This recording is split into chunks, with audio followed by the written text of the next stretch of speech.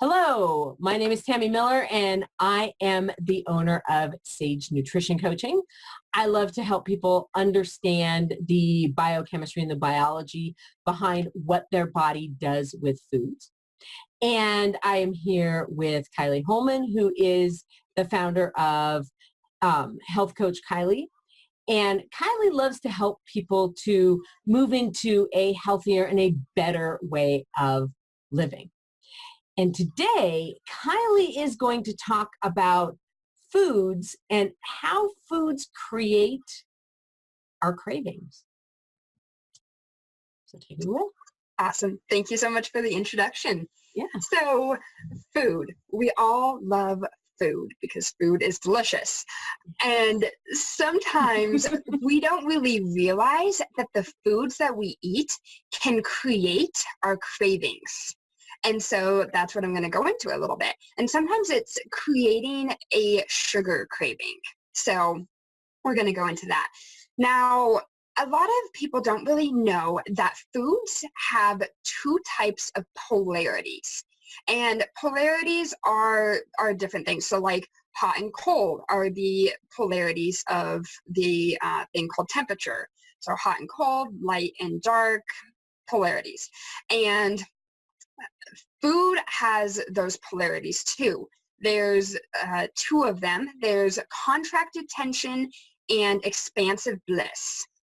And this food, it's more than simply just fuel for our body. It has energetic qualities that are kind of beyond the science and mechanics of calories and fat grams and nutrient values.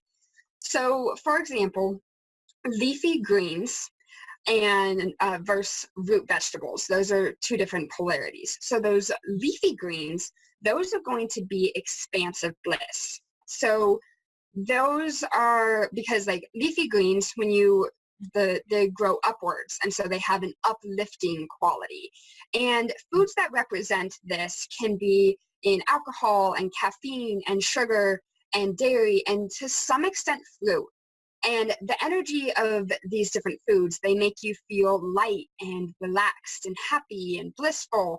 But when you eat too many of these like bliss foods, then you can start to feel a little spacey and even maybe a little bit forgetful.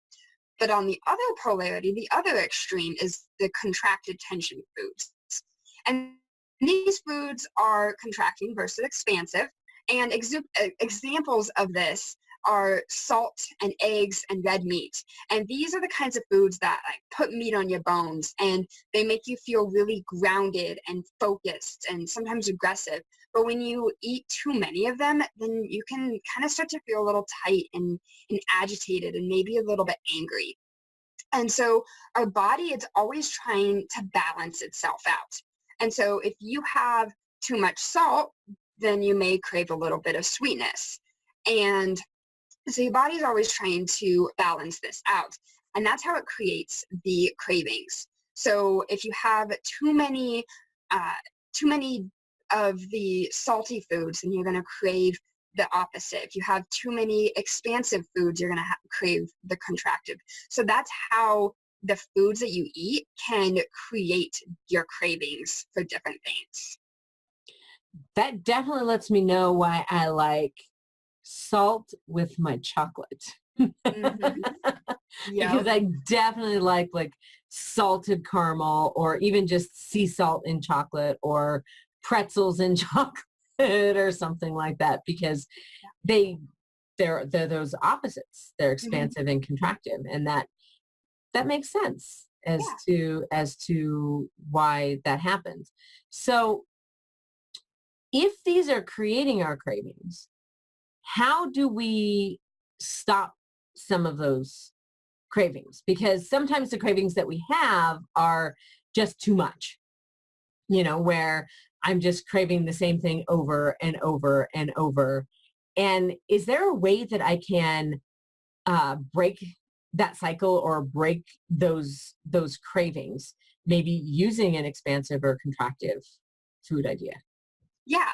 So most of the time, moderation can really, really help. So everything in moderation. And like I said, your body's trying to balance itself out. And so if you're only eating those expansive foods, then your body's going to crave that contractive.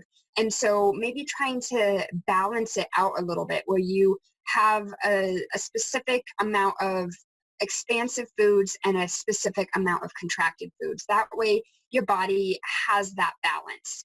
And sometimes you even in the morning, if you wake up and you have a whole bunch of sugar can create more cravings for sugar, which we talked about earlier in a different video.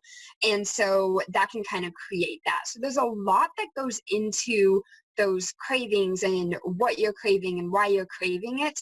And so kind of figuring out what you're eating and realizing like, okay, I had this food, but now I'm craving this one, and seeing why you have those cravings and kind of figuring that out, that can be really helpful in determining why you have those cravings and what could be creating those cravings.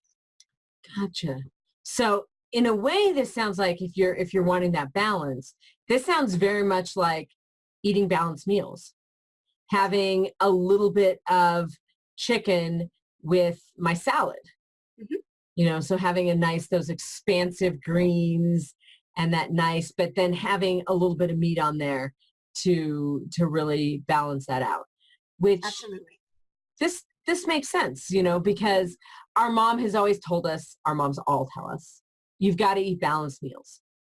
And, we're always told you have to have a little bit of all of these things on your plate.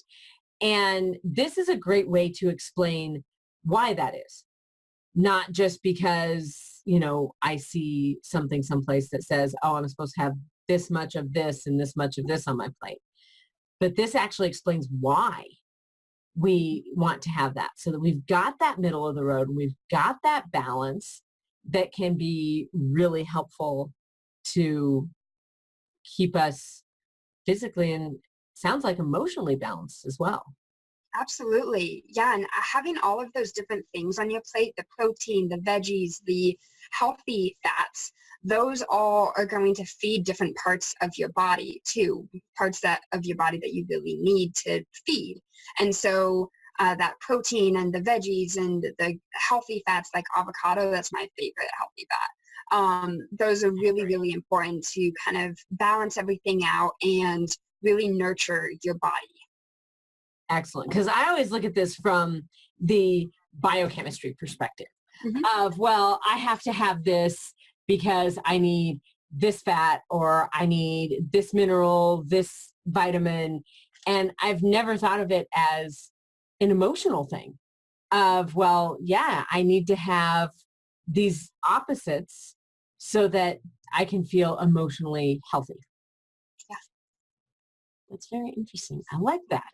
There's so many different sides to the foods we eat and the cravings that we have and why we have them and the biochemistry. There's so many different aspects of it. But oh, absolutely. They're all Absolutely. important. It is. And it's interesting to hear the contractive versus expansive, because when you were starting to say, hey, there's these opposites, I'm thinking, well, sweet and sour, right?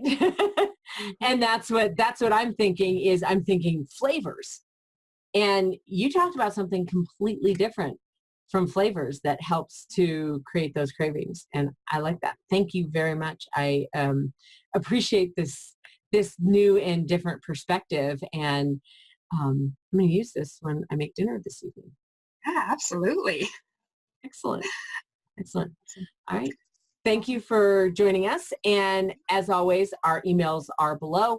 If you have questions, do not hesitate to email us. Or if there's something that you would like to ask or you would like to hear in a video, again, don't hesitate to contact us. Thank you very much. Awesome. Thanks, everyone.